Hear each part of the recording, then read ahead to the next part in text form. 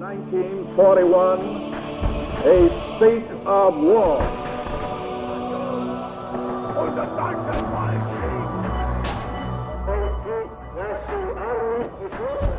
What General Vagon had called the Battle of France was over. The Battle of Britain is about to begin. We shall fight on the beaches, we shall fight on the landing grounds, we shall fight in the fields and in the streets, we shall fight in the hills. Hey guys and gals, this is Alden at the Mosin Crate. First things first, I can't answer any how much, where do I get one, where do I find one type questions here on YouTube because they will delete the video.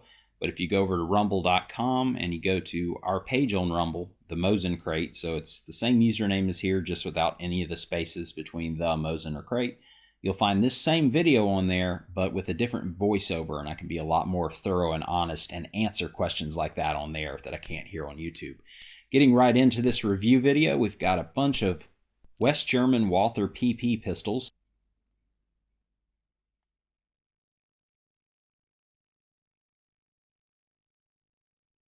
These are all going to have an import marking on the front strap. All of them are in 32 ACP.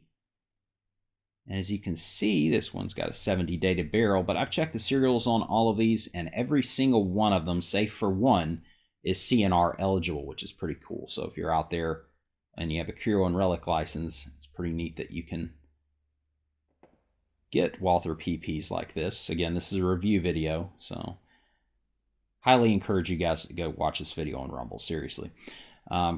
Didn't really have the best lighting here, but I'm going to try to show the markings as best I can. A lot of these are police marked, like you can see that DG66 marking on the side of this one, and you saw the NDS marking on the other one I just showed you. Both of those are police markings.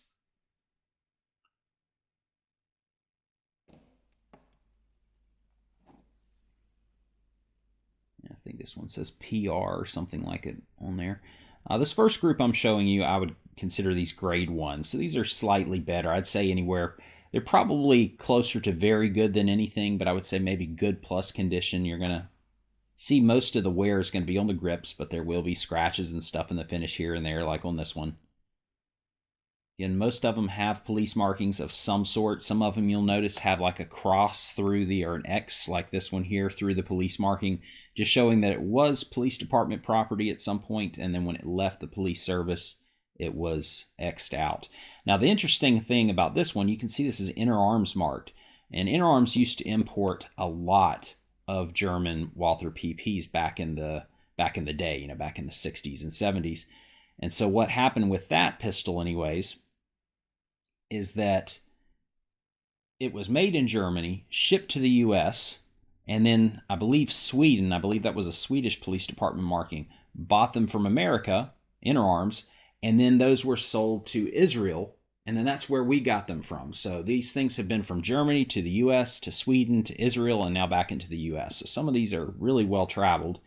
And that's one of those cases where an import marking, obviously people don't like import markings, but sometimes they can be helpful in kind of figuring out the story behind where your pistol came from.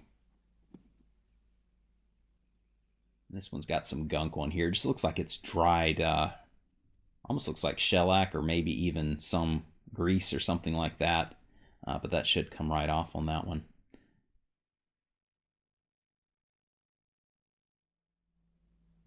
And I should point out, you don't want to dry fire these. These are one of those things where you can damage pistols with the Walther PP and PPK line of pistols. I did it initially just to show you guys that they are double action, single action with the safety as a decocker, but it's not something you just want to sit there and dry fire all the time. So these, or this next group rather, these are all going to be grade 2, so just slightly more cosmetic wear than that first group there.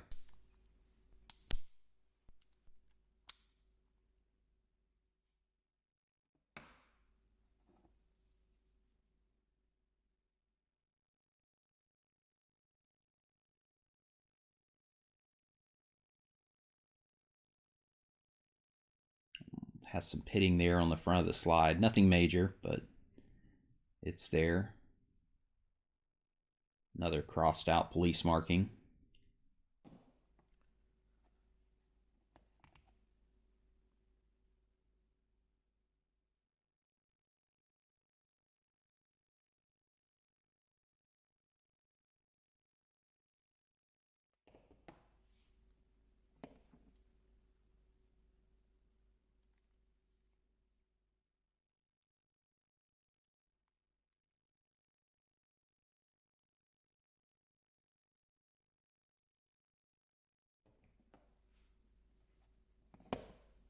And if anyone knows what the police markings mean specifically, I've been able to figure out a couple of them, but others, like there's one in there, it looks like it's a little castle. There's another, it's DG66, and then it has a specific number below it, which I guess is that police officer's or that pistol's assignment number.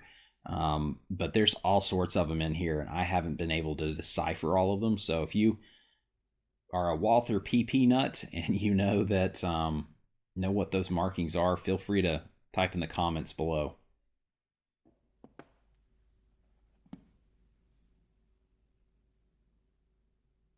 And believe it or not, this is a James Bond gun. And I know there's going to be that person that's like, oh no, James Bond had a Walther PPK. And that's technically true, but if you go into the very first James Bond movie with Sean Connery, Dr. No, they talk about using a Walther PPK, but he pretty much uses a Walther PP throughout the entire filming, which is kind of weird. So just a nerdy little fact for you there. Then we've got Group 3, or I guess we could call it Condition 3, Type 3. Basically, this last group of 4, these are just kind of, I guess if I had to grade them, I'd say they're good shooter grade. This one looks really nice, but it's got those Pachmayr grips on it, and then it's got kind of ugly on the other side. But this last group, these just have quite a bit more cosmetic wear. Still fully functional, but